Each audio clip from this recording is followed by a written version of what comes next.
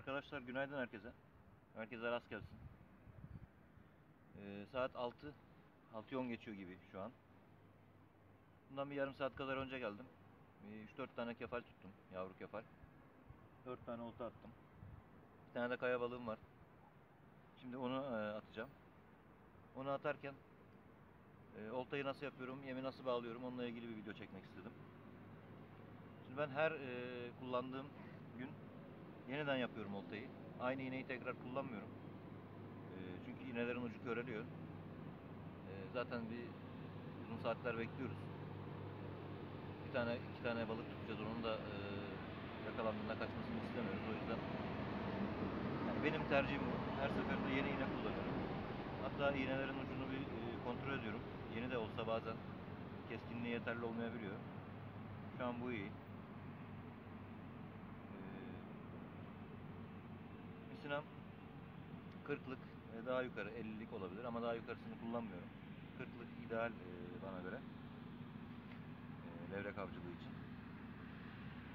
Bir tane gezer kurşun var. Bu kurşunu her zaman kullanmıyorum. Hatta gramajını da neye göre belirliyorum kullanacağım zaman. İşte rüzgarın durumu, denizin dalga durumu, dip akıntısı olup olmaması gibi durumlara göre kurşun kullanmayı ya da gramajının ne kadar olacağını tercih ediyorum. Zira şu an mesela bugün biraz rüzgarlı bir hava var. Deniz çok kabarık değil ama sakin hatta şu an biraz. Ama dip akıntısı var. Bu dip akıntısından dolayı olta sürükleniyor. Olta sürüklenildiği zaman hem diğer oltalara karışabiliyor hem de dipteki kayalara, işte taşlara takılma ihtimali yüksek. O yüzden çok gezsin istemiyorum oltanın suyun içinde. Evet, kullanacağım dip akıntısından dolayı 40 gramlık delikli gezer kurşun. İlk önce onu geçiriyorum. Genelde tek iğne kullanıyorum. Bazen zaman zaman üçlü kancalı iğneler de kullanıyorum. Bu balığın aslında boyutuna göre değişiyor. Kullanacağım iğnenin boyu da olsun. İşte üçlü kancayı takıp takmayacağım da. Küçük balık olduğu zaman zaten tek iğneden başka kullanmayı tercih etmiyorum. Zira balığı öldürmesine neden oluyor. Balık ölü olursa verim alamazsınız. En azından hani ben kendi tecrübelerimi paylaşıyorum. Balık canlı olacak, hareket edecek ki avcı balık bunu görsün. O hareketine çünkü gelecek. Ölü balıkla da hiç tutmadım mı? Evet, istisna durumlarda tutuldu. Ama çok verim alınamıyor. O yüzden kullanacağımız iğne balığın boyuna bağlı olarak değişiyor büyüklüğüyle. Şimdi orta boy bir balığım var. Bunun için kullanacağım iğne şu an elimdeki 3.0. 1.0 ve yukarısını tercih ediyoruz. 2 kilo üzeri balıklar için 2.0, 3.0, 4.0 bunlar olabilir. Bir tane üçlü kanca takacağım. Balığım orta boy dediğim gibi. Küçük olsaydı bunu kullanmayacaktım. Bu da küçük, kibar bir iğne. 6 numara bu. İlk önce onu geçiriyorum. Şöyle boş olarak, yakından da göstereyim. Önce boş olarak onu geçirdim. Daha sonra esas iğneyi takacağım. Ben delikli kanca kullanıyorum. Bağlaması da daha kolay, sağlam da duruyor. En azından iğnenin misinanın ucundan çıkması çok zor. Hemen arkasından bunu geçiriyorum. Önce ıslatıyorum. Misinamı düğüm yaparken yanmasın.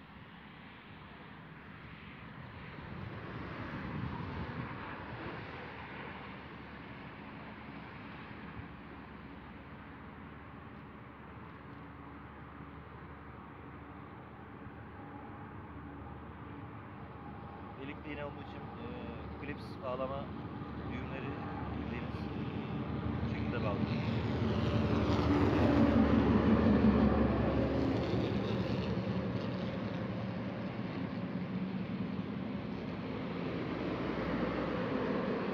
Sağlamlığını iyice kontrol ediyorum. Tam düğümün oturmasını istiyorum. Zira kopacaksa burada kopsun. Daha önceki videolarda da bahsetmiştim. Balık geldiğinde kopması hepimizi üzüyor tabii ki. Şu an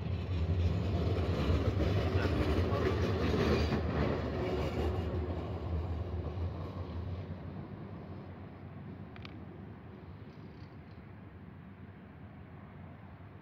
Şu an bu kaya balığı için kullanacağım takım bu kadar.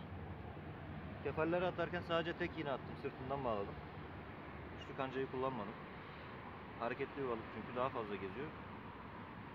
Ve o üçlü kancanın etraftaki taşlara takılma ihtimali çok daha yüksek. Şimdi kaya balığını bağlayacağız. Hangi balığı bağlayacaksanız fark etmez. Önemli olan dediğim gibi balığın canlı kalması. Balık eğer öyle olursa verim almamız çok zor. Orta boy bir kaya balığı. Bunun hemen ensesinden ama derinin hemen altından. Fazla batırmıyoruz. Hayvana hem zarar vermiyoruz hem de canlı kalması için daha uzun süreler. Hatta bu diyelim ki balığı tutamadım, geri çektim, hala canlı olarak geri geliyor bu şekilde bağladığımda. Ve o zaman tekrar salıyorum.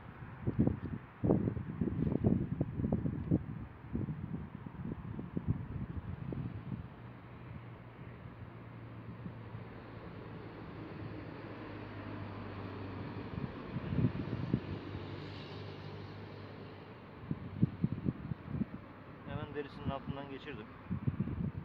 Fazla uzatmadan tek seferde çıkardım. Diğer üçlü kancamı aldım. Onu hemen sırt yüzgecinin bir iki yüzgecinin arasından hemen kısa bir boşluk var. Oraya aynı şekilde yine hemen derisinin altından geçirdim, bıraktım. Takımımız bu şekilde. Şimdi bunu atacağız. Yine dediğim gibi yapacağınız oltaların hepsi aslında bulunduğunuz meraya bağlı olarak değişiyor. Kumluk meralarda çok sıkıntı yaşamıyoruz. Mesela kayalık meralarda oltalar takılabiliyor. İlk önce merayı tanıyor olmanız gerekir. Tabii bu birkaç defa aynı yerde av yapmakla anlaşılabiliyor. Ben genelde ilk gittiğim zaman bir boş kurşun atarım. Deniz dibinin neresi taşlık, neresi değil, ona bakarım. Hatta mümkünse bulabildiğim bir kaya, biraz boşluk, sonra bir kaya daha gibi bir mera bulursam o iki kayanın arasına atıyorum. Çünkü levrek kayaların arasında genelde gezinirken kendine bir yer bulur. Orada pusuya yatar. Önünden geçen balıkları yer ve geri çekilir. Avlanmaya geldiğinde. Tabi sabit aynı yerde duran bir balık değil bu. Sonra tekrar başka bölgelere doğru hareket eder. Ama avlarını genelde bu şekilde yapıyor, benim tecrübelerime yine dayalı. Herkesin fikri başka olabilir.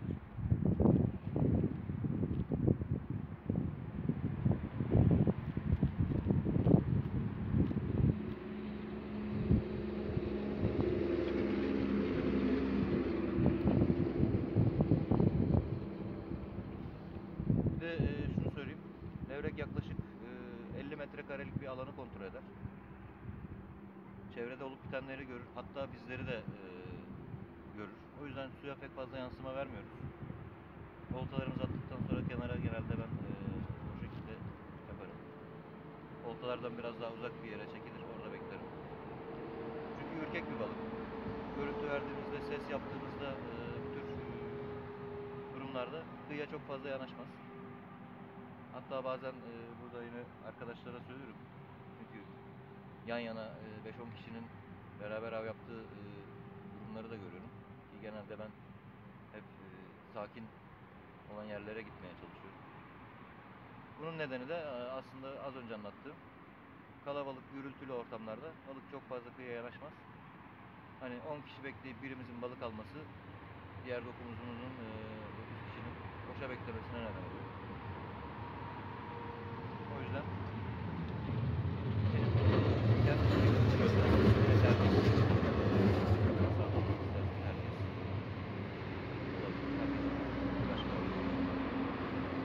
fazla bekletmeden balığımızı atıyoruz.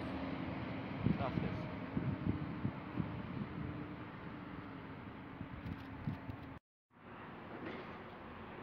Evet, attık başladık kısmet. Şöyle bir toparlayacak olursak, canlı yavru balıkla yapılan avcılıkta kullanacağımız takımın özelliklerini etkileyen birkaç faktör var. Bunlardan birincisi kullandığın balığın boyutu. Balığın canlı kalabilmesi için. İşte dediğim gibi küçükse zaten tek iğne, daha fazlası hayvanı öldürür. Ölen balık da bize verimini sağlamaz avcılıkta. İkincisi de bulunduğun meranın dip özellikleri. Taşlık meralarda üçlü kancayı kullanırsan illaki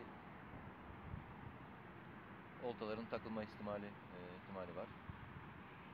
Olta bir kayaya takıldıktan sonra da beklediğimiz süre sadece boşa geçen bir zaman oluyor. Bu şekilde vereceğim bilgiler. Bir de şeyi de söylemek istedim. Şöyle bir belge var arkadaşlar. Ben bu belgeyi yeniledim. Size de göstereyim. Çoğunuzda belki vardır zaten. Bu amatör avcılık belgesi. Balıkçı belgesi. Bunu Tarım Bakanlığı'ndan edinebiliyorsunuz. Bağlı bulunduğunuz ilçede de bunların Tarım Bakanlığı'nın şubeleri var. İlçe tarım müdürlükleri var. Oralardan temin edebilirsiniz. En azından bu işi yapıyorken belgesi de olsun hepinizde. Hepinize rast gelsin.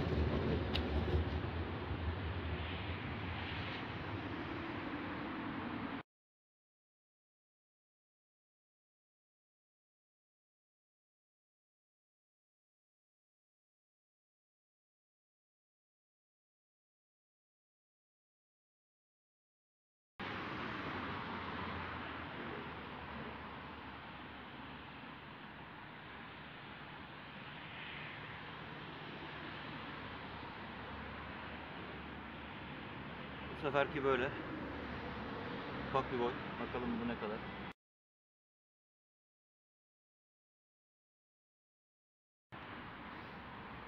İğneyi çıkartırken bu sefer yaralandık.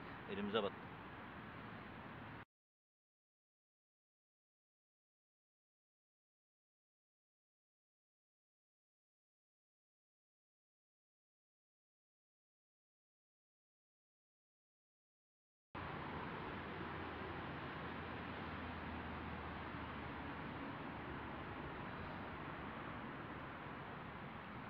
Bu 985 gram.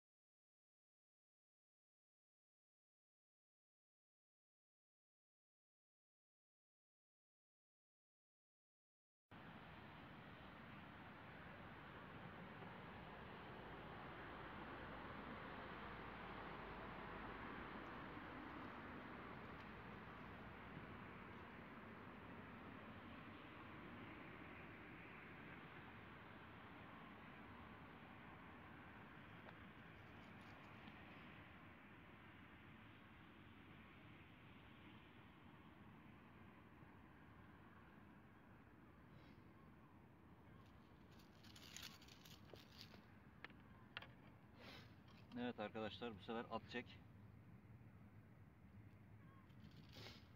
İspendek.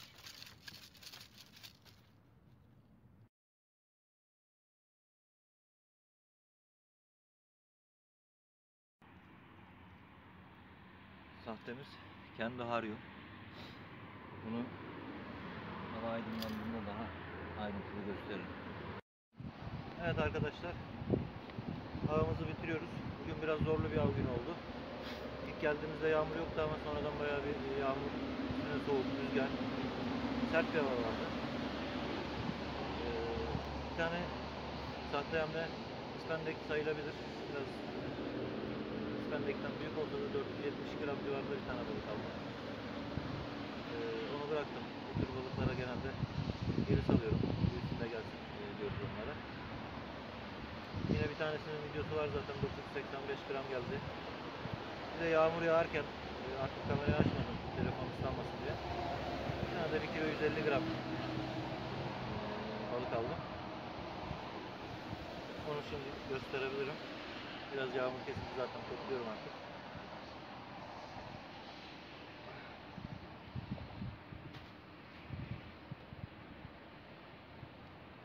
Şöyle. Bu da 1 kilo 150 gram.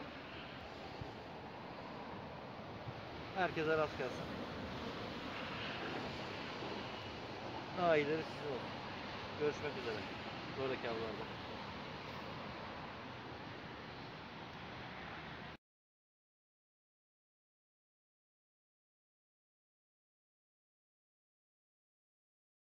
Kullandığım sahteyi aydınlık ortamda da göstereyim demiştim.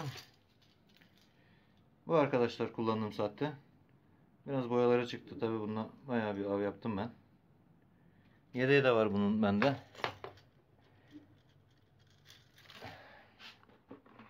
Şöyle. Kendo Haryu 125 milim 14.8 gram ağırlığı, floating sahte, yüzen sahte. Aynen göründü şimdi. Üstü mavi, altı pembe. Böyle benekli. Çok güzel yüzüşü var. Tavsiye ederim. Hem gece avında hem sabah suyunda güzel avlar yaptım bununla. Evet arkadaşlar, balığımızı temizliyoruz. Bugün ailecek yiyeceğiz bu ikisini.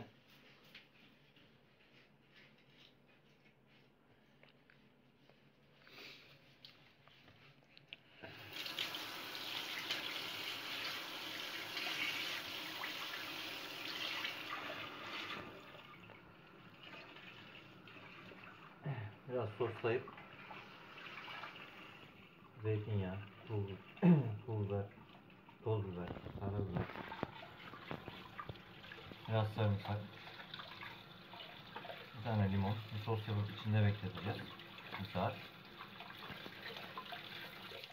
Ondan sonra döküm tavada iyice kızdırıp bir tarafını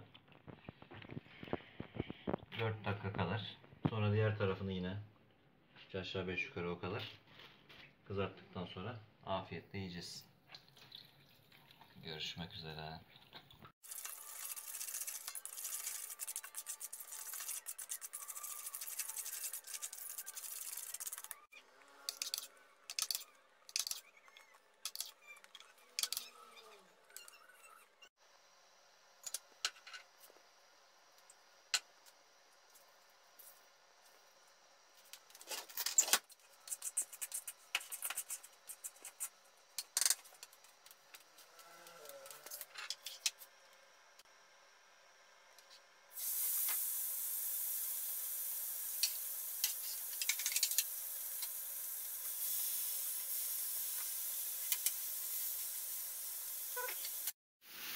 Kafalarını kesmedim, tutulmadı ama sorun olmaz.